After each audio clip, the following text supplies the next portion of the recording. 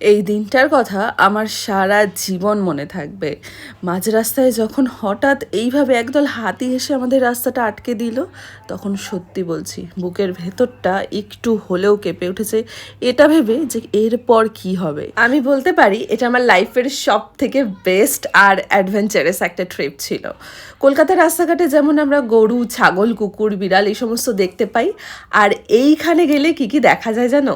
এখানে রাস্তাঘাটে তো হামেশাই হাতি, ময়ূর, বাইসন, হরিণ এগুলো দেখা যায়। শুধু কিন্তু তাই নয়, এটা এমন একটা জায়গা যেখানে একসাথে পাহাড়, নদী, ঝর্ণা, জঙ্গল ও জঙ্গলে লুকিয়ে থাকা বন্যপ্রাণী সবই একসাথে উপভোগ করা যায়। জানো তো, আমি ভীষণ রকমভাবে ভ্রমণ পিপাসু, তাই একটু ছুটি পেলেই মনে হয় যেন ছুটতে চলে যাই ওই দূর পাহাড়ে। আর ঠিক তেমনই এবারও প্ল্যান করে ফেললাম। নর্থ বেঙ্গল মানে উত্তরবঙ্গ আমার ভীষণই পছন্দের একটা জায়গা, তাই এবার ঠিক করে ফেললাম মাত্র 2 রাত্রি 3 দিনের জন্য চলে যাব ডুয়ার্সে। ডুয়ার্সের মধ্যে রয়েছে একটা গ্রাম যার নাম জয়ন্তী। জয়ন্তী যে এত সুন্দর, এত নির্ঝুম, এত চুপচাপ হতে পারে তা আমার আগে জানা ছিল না। আর এই 2টি দিনের জন্য আমি আমার সঙ্গী হিসেবে বেছে নিয়েছিলাম ডুয়ার্স প্রকৃতিকে, মানে আমার খাওয়া এবং থাকার একটা বিশ্বস্ত ঠিকানা, যাকে তোমরা হোমস্টেও বলতে পারো। আমার এই থাকার আস্তানাটা ছিল ভীষণ রকমভাবে শান্তিপূর্ণ। প্রত্যেকটা কোণা যেন ছিল ভীষণ স্বচ্ছ এবং পরিষ্কার পরিচ্ছন্ন। সকালে পৌঁছানো মাত্রই হাতে যখন চলে আসে গরম গরম লুচি, তরকারি আর ডিম সেদ্ধ, তার সাথে দুপুরের এত কিছু এলাহি আয়োজন। সাথে ছিল দুপুরের গরম গরম ভাত, ডাল, 4 রকমের ভাজা, ডিম কষা, মাছের ঝোল, সালাড, এর সাথেও সন্ধ্যার একটা পকোড়া, সাথে চা বা কফি, আরও রাত্রের 2টো রুটির সাথে ডিম অথবা একটু চিকেন। ব্যাস, এই গোটা জিনিসটা মানে একজনের সারা দিনের থাকা এবং এই সমস্ত যাবতীয় যা খাবার, থাকা খাওয়ার পেছনে ঠিক কত টাকা খরচা হতে পারে বলে তোমাদের মনে হচ্ছে? আমি বলে দিচ্ছি, একজনের জনপ্রতি থাকা এবং খাওয়া নিয়ে এখানে খরচা হচ্ছে 1350 টাকা। এখানে 6 থেকে 7 জন থাকার মতন যেমন রুমের ব্যবস্থা আছে, তেমনই কিন্তু কাপল ফ্রেন্ডলিও রুমের ব্যবস্থা রয়েছে।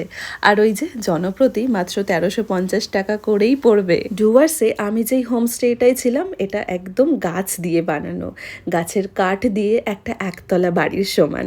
আর এখানে কিন্তু বাইরেটা ঘন জঙ্গল। ভাগ্য ভালো থাকলে যে কোনো সময় বন্য জীবজন্তুরও দেখা মিলতে পারে। দিনের বেলাটা যতটা সুন্দর, রাত্রিবেলাটাও তার ডবল সুন্দর। এখানে যাওয়ার প্রথম দিনই সময় নষ্ট করলে কিন্তু একদমই চলবে না। সুন্দর করে রেডি হয়ে বেরিয়ে পড়তে হবে ট্রেকিং করার জন্য। আমাদের এই হোমস্টের যিনি ওনার ছিলেন, তার নাম ছিল বাদল ছেত্রী। মানে বাদলদার হাত ধরেই কিন্তু গোটা জার্নিটাই ভীষণ সুন্দরভাবে উপভোগ করতে পেরেছি। প্রথম দিনই একদম সাফারি গাড়ি করে চলে গিয়েছিলাম জয়ন্তী নদী ধরে মহাকালের দিকে। এই এক্সপিরিয়েন্সটা সত্যি বলে বোঝানোর মতো না, আর ভোলার মতো তো একদমই না। জয়ন্তী নদী ধরে ভুটান পাহাড়ের গা দিয়ে যখন গাড়িটা এইভাবে যায় না, তখন সত্যি বলছি আলাদাই একটা অনুভূতি হয়। এই যে ওয়েলকাম গেটটা দেখছো, এখান থেকেই কিন্তু শুরু হচ্ছে আসল ট্রেকিং। পায়ে হেঁটে তোমাকে ঝর্ণা এবং নদী পেরোতে হবে। প্রায় 1.5 কিলোমিটার রাস্তা এইভাবে হাঁটার পর তারপর দেখা যাবে আসল ঝর্ণাটি, যার নাম হচ্ছে ছোট মহাকাল।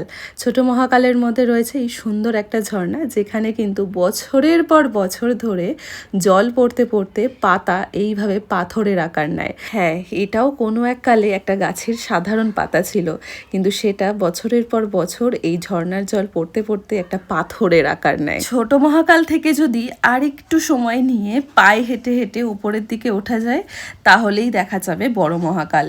এই 2 মহাকাল জুড়ে শিব শক্তির আরাধনা হয়।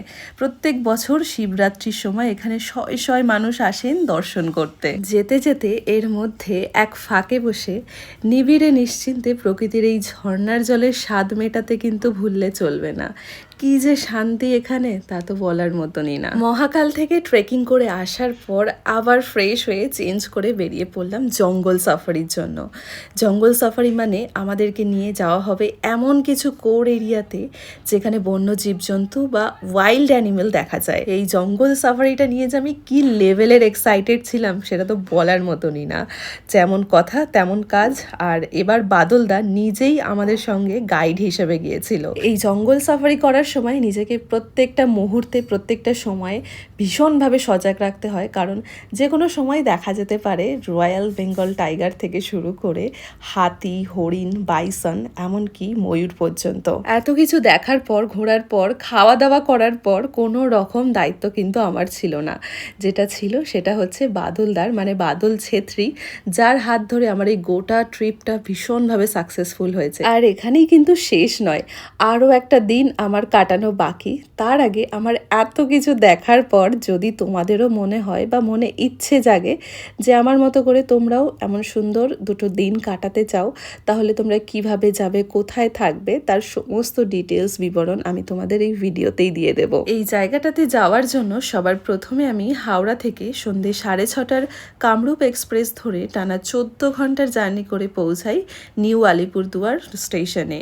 স্টেশন থেকেই ওদের পাঠানো গাড়ি আমাদের জন্য ওয়েট করছিল, আর গাড়িতে ধরেই প্রায় আধা ঘন্টা 40 মিনিটের ডিস্টেন্সে এসে পৌঁছাই এই হোমস্টেতে। এটা ছিল ডুয়ার্সে আমার 2 নম্বর দিন। প্রথম দিনটা মহাকাল আর জঙ্গল সাফারি করার পর দ্বিতীয় দিনটা রেখেছিলাম পুরো বক্সা ঘুরে দেখার জন্য। আজ আমরা যাব কিছু হিস্টোরিক্যাল জায়গাগুলোতে। আলিপুরদুয়ারের কাছে থাকা একটা হিস্টোরিক্যাল প্লেস হলো যার নাম বক্সা ফোর্ট। সান্তালাবাড়ি থেকে আমাদের গাড়ি চেঞ্জ করে যেতে হবে 0 পয়েন্ট, আর 0 পয়েন্ট থেকে প্রায় 1.5 কিলোমিটার হেঁটে ট্রেকিং করে যেতে হবে বক্সা ভিউ পয়েন্ট।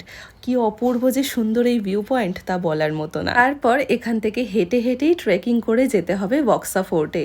আমাদের সাথে ছিল এক ট্রাভেল গাইড দাদা, তিনি কিন্তু আমাদের সমস্ত দিক ভীষণ সুন্দরভাবে বুঝিয়ে দিয়েছিলেন। ট্রেকিং করতে করতেই রাস্তার ধারে হঠাৎই একটা গাছের ওপরে দেখা মিলল হর্নবিলের। এই হর্নবিল ন্যাশনাল জিওগ্রাফি চ্যানেলে ছোটবেলায় যে কত দেখেছি তার ধারণারই বাইরে, আর সেটা যখন এখন স্বচক্ষে দেখতে পারছি সেটা তো একটা আলাদাই অনুভূতি লাগে। এরপর এখান থেকে বেরিয়ে পড়ি বক্সা ফোর্টে যাওয়ার জন্য। বক্সা ফোর্ট, এই বক্সা ফোর্ট আগে ভুটান রাজাদের সময় পাথর আর মাটি দিয়ে তৈরি হয়েছিল। পরবর্তীকালে ব্রিটিশরা যখন এটা দখল করে নেয় তখন কাঠ, পাথর, পুরনো বাঁশ দিয়ে এই জায়গাটা আবার পুনর্নির্মাণ করা হয়। শুধু তাই নয়, ব্রিটিশরা দখল করার পর স্বাধীনতা সংগ্রামীদের এই জায়গাটিতে রাখা হতো। এটাও শোনা যায় নেতাজি সুভাষচন্দ্র বসুকেও এখানে, মানে এই জেলখানাতেই আটকে রাখা হয়েছিল, যদিও তার কোনো ভেরিফাইড ডকুমেন্ট আজ অবধি পাওয়া যায়নি। এছাড়াও ইস্ট ইন্ডিয়া কোম্পানি 1873 সালে এই জায়গাটিতে ক্যান্টনমেন্ট বানাবে, তাই জন্য বানিয়েছিল। পুরো বক্সা ফোর্ট ঘুরে আসার পর যখন আমরা হোমস্টের উদ্দেশ্যে রওনা দিই, তখনই দেখলাম হঠাৎ করে রাস্তার মাঝখান থেকে এভাবে হরিণ দৌড়ে যাচ্ছে, আবার কোনো একটা পাশে দেখলাম একদল হাতি। গোটা দুটো দিন এত সুন্দরভাবে কেটেছে, এই ডুয়ার্স জার্নিটা যেন আমার সার্থক হয়ে গেছে। তোমরাও যদি যেতে চাও, আমি তোমাদের নাম্বারটা স্ক্রিনে প্রোভাইড করে দিলাম। থাকা এবং খাওয়া পার ডে পার পারসন 1350। এছাড়া পিক আপ, ড্রপ, সাফারি, মহাকাল সমস্ত কিছু ট্রেকিংয়ের আলাদা পেইড ফ্যাসিলিটি রয়েছে। ডুয়ার্স ভীষণই সুন্দর একটা স্বচ্ছ জায়গা, ভীষণ ওয়েলকাম করে।